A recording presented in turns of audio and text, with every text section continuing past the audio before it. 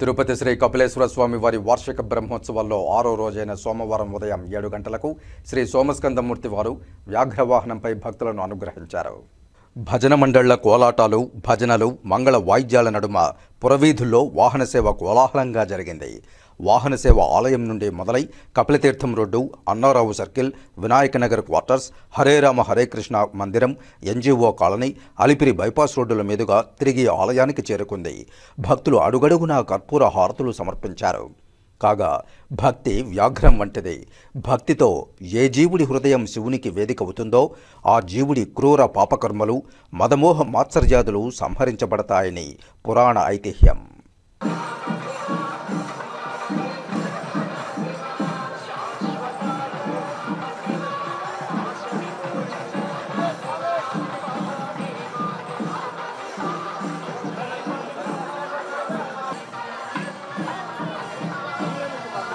అనంతరం అర్చకులు స్నపన తిరుమంజనం నిర్వహించారు. శ్రీ సోమస్కందమూర్తి, శ్రీ కామాక్షిదేవి అమ్మవారికి పాలు, పెరుగు, తేనె, పండ్ల రసాలు, చందనంతో విశేషంగా అభిషేకం చేశారు.